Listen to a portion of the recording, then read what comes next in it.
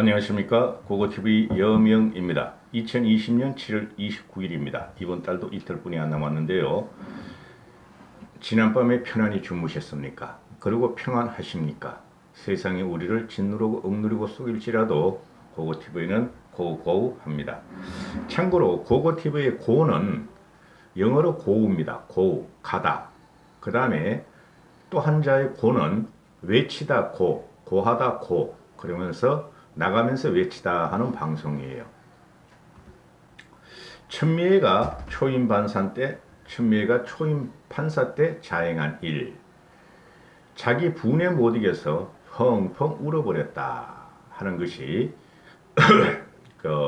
심평 변호사 있죠.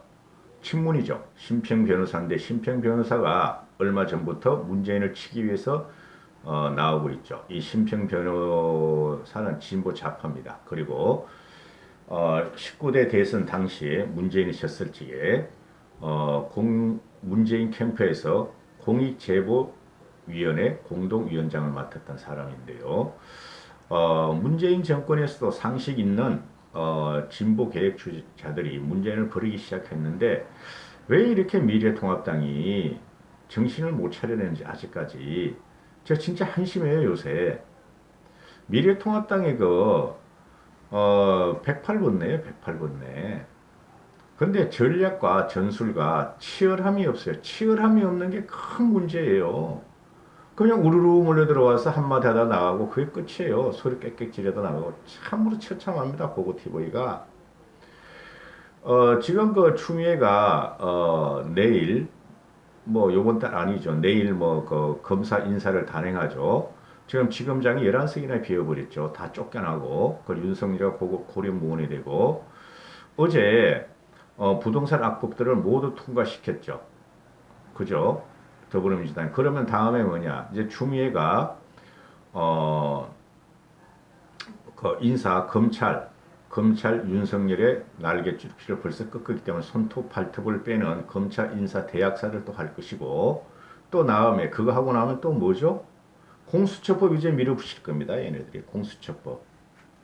방법이 없다니까요. 미래통합당이 저렇게 해가지고 저런 식으로 전략과 투쟁을 해서는 안 돼요. 나 이해가 안 가요. 미래통합당이 아니 상임위 18개를 다 가져가라 그런 건 있어. 오케이. 그러면 그 뒤로 대안에 처절한 투쟁과 처절한 지략과 전략이 있어야 되는데 그게 안 보여요. 그래서 지역토호당은 키우는 게 아니에요. 원래 지역토호당은 멸실되는 거예요. 과거에 김종필이 그죠?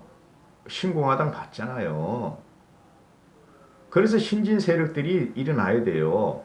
그리고 그 3선 4선들이 앞에 나와서 그럴 바에야 그냥 깨지더라도 초선들이 들이받기를 박을도록 놔둬야 돼요.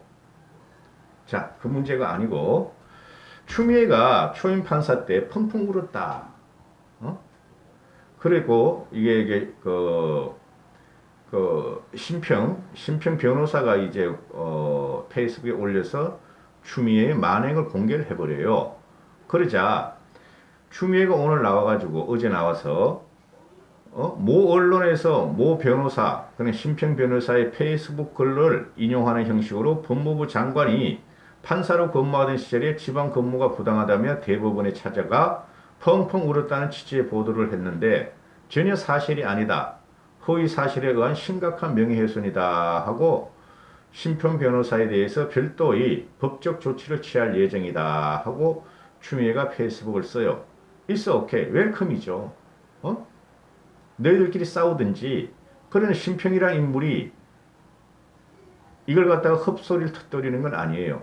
심평의 페이스북을 읽어보니까. 그래 명예훼손으로 고발하면은 네가 펑펑 울었는지 안 울었는지 밝혀지겠네. 당시에 대법관이 뭐 저런 게 있나 너보고 그랬다 그러니까 명예훼손을 제발 고발을 해라. 그러면 너는 말이야 조사 좀 받아라. 조사 좀. 형평무인 지경이야 대한민국이. 한 수십 건 지금 고소고발 당해 있을 걸. 추미애가 직무직이, 직무유기, 직권남용, 뭐 어마어마해. 아들 문제? 제발 고소해라. 고소해가지고 네 마각을 한번 보자. 고소해. 네가 증명을 해야 될 거 아니야. 안 울었다는 거를. 꼴깍을 해요, 진짜. 아침부터. 응?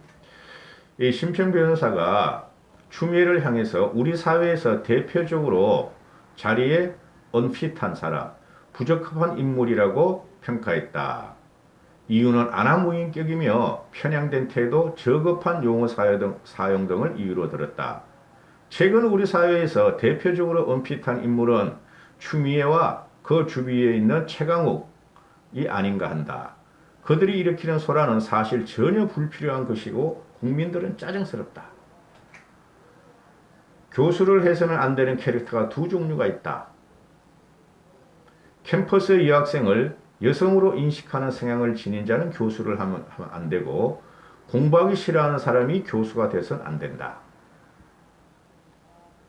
성직자에 대해서도 언핏한 경우는 믿음이 강한 척하면서 자신의 실제와 나타내어야 하는 모습의 심한 괴리로 엄청나게 괴로울 것이다. 성직자도 믿음이 강한 척하면서도 자신이 실제 나타내는 모습과 다를 때 심한 괴리감을 느껴서 엄청 괴로울 것이다. 성직자들도 제대로 된 성직자는 몇 명 없죠. 이처럼 언핏한 사람들이 의외로 우리 주위에 다수 존재하고 있다고 본다. 그들에게 큰 불행이지만은 그것은 그들에게도 큰 불행이지만은 그 저주받은 운명이 동심원을 그리며 우리에게 미쳐와 우리를 우울하게 만든다. 주장관과 최강욱 대표가 그러하다. 최강욱이가 그러하다. 우울하다니까요. 고고TV가. 고고TV 격려 좀 많이 해주시고 여러분들은 화이팅 하세요. 제가 우울하면서도 이런 방송을 하니까. 그러나 곧 희망이 올 것이다. 희망이 없으면 고고TV가 이런 방송을 안 한다. 국회에서의 아나무인격 태도, 관음증 같은 저급한 용어의 무분별한 사용, 사건을 바라보는 편향적 태도, 그리고 이런 인식을 기초로 과감한 행동을 해버리는 무모함을 볼 때 공정한 국가사법 질서의 한 축을 이끌어 나가야 할 법무부 장관으로서 그는 도저히 적합하다고 할 수 없다. 너무 좋은 말을 쓰죠. 고고TV 말하면은 양아치다. 추미애는 양아치고 잡것이다. 이렇게 표현을 해버리죠. 만약에 내 아내가 서로 말다툼하다가 나한테 말이죠. 소설을 쓰네 그러면 얼마나 화가 나겠어요. 그죠? 농담하다가 둘이 농담하는 것도 아니고 쟁투하다가 언쟁하다가 소설 쓰라 그러면 얼마나 화가 나겠어요. 부부간에도 그런데 이것이 국민을 대상으로 소설을 쓰네. 낄낄거리고 조롱하고 경멸하는 눈빛을 보내버리면은 국회의원은 아무리 멍청해도 국민의 대의를 갖다가 전달하는 거예요. 그런 식의 행동이 검찰 개혁에 무슨 도움이 될까? 추미애는 왜 이렇게 됐을까? 원래부터 추미애는 공직에 부적합한 게 아니었을까 하는 생각이 든다. 내가 전해들은 추미애의 초임 판사 시절 일화를 소개한다. 1985년 초임지를 춘천지방법원으로 발령받은 추미애가 대법원 행정처를 찾아와 펑펑 울며 여성 판사에게 지방 발령을 부당하다 하고 항의했다. 위계질서가 엄격한 사법부에서 초임 판사가 대법원에 와서 더욱이 자신의 임지에 관한 불만을 하소연한다는 건 당시엔 상상하기 힘든 일이었다. 지금도 그렇지. 초임 판사한테 어디로 가라면 가야지. 임지에 대한 불만을 억누르지 못해 눈물을 철철 흘리는 감정 과잉, 이를 바로 조직의 상층부에 조직의 최상부에 표출시키는 대담한 행동 등 이런 추미애의 기질이 변하지 않고 지금까지 이어진 게 아닐까. 자신을 중심으로 세상이 회전한다는 지극한 자기중심주의적 세계관이나 과도한 자기애가 그 바탕일 것이다. 추미애는 에고이스트도 못되고 잡것이라니까. 잡것. 인성에 문제가 있어요. 잡것이야. 이런 것이 말이야 국회의원을 5선이나 하고 여당 대표를 하고 법무부 장관을 하고 대통령을 하려고 그러니 뒤집어지는 거지. 고고TV를 구독하시는 분들은. 사람은 잘 변하지 않는다는 말이 맞는가 싶다. 추미애가 조금은 공정하고 불편 부당한 자세를 회복해 국가의 중대사인 법무부의 일을 제대로 처리하고 나아가 검언 유착 사건에 대해 반대쪽의 항변에도 기회를 약간 빌려주었으면 얼마나 좋을까 하는 기대를 포기한 지 오래다. 젊은 추미애가 지금의 법무장관 추미애의 모습에 그대로 살아있음을 본다. 사람은 잘 변하지 않는다는 말이 맞는가 싶다. 그가 조금은 공정하고 불편부당한 자세를 회복하여 국가의 중대사인 법무부의 일을 제대로 처리하고 나아가 검언유착 사건에 관하여 반대쪽의 항변에도 길을 약간 빌려줬으면 한다 하는 것을 좋을까 하는 기대를 포기하지는 못한다. 에이그 점잖네. 심평도 점잖. 이 추미애는 잡것이에요. 잡것. 여러분들은 써보면 안 돼요. 저도 싸고. 저는 어렸을 때 되게 가난했거든요. 하루에 밥 한 끼 먹기가 힘들었어요. 어떨 적엔 집에 가면은 너무 가난해가지고 보리밥은 있는데 반찬이 없어요. 반찬이. 근데 고춧가루가 있더라고요. 소금도 없을 때도 있었어요. 너무 가난해가지고 초등학교 때 배는 고프지. 아침은 굶고 가서 점심도 굶고 왔는데 저녁에 이제 학교 한 서너 시면 끝나잖아요. 초딩 때. 그럼 집에 와서 헛치가 버벅치가 찬장 뒤져보면 아무것도 없어. 보리밥 한 그릇이 있어요. 근데 반찬이 아무것도 없어. 근데 고춧가루가 있어요. 보리밥에 고춧가루를 비벼 먹었어요.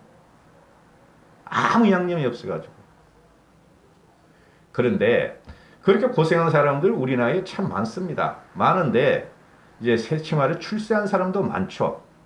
우리나라가 폭발적인 성장을 할 때니까 너무 가난했기 때문에 펀더멘탈이 팍 뛰어버리죠. 조금만 물을 주고 조금만 돈을 투입하면은. 그래서 우리가 70년대, 80년대 고성장을 했는데요. 제 주위에도 많이 가난한 애가 있고, 그 당시에는 뭐 주위에 뭐 쌀 장사한다, 쌀 가게를 한다, 또는 뭐 은행을 다니면은 굉장히 좋은 직업이 있고, 은행 선생들, 또 통일 주체 국민 대의 회원들, 이런 것들은 막 지방 토호였고, 뭐 쌀 가게를 한다, 벽돌을 갖다가 벽돌 공장을 한다, 친구들 집이. 그런 집들은 잘 사는 집이었어요. 중산층 이상이니까. 그런데 너무 가난한 사람들이 공부를 해서 어찌어찌 출세를 해요.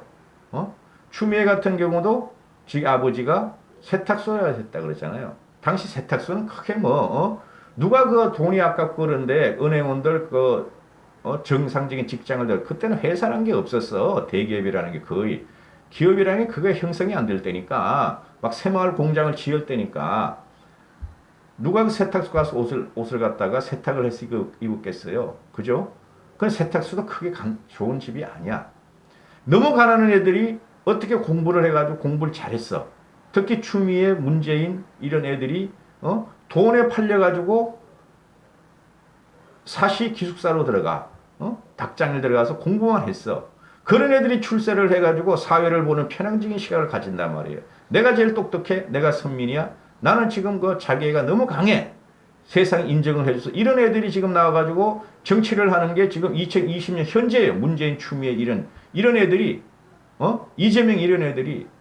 그런 애들은 세상을 크게 보지 못하고 여유를 못 가진다는 거죠. 상대편을 인정을 안 한다는 거죠.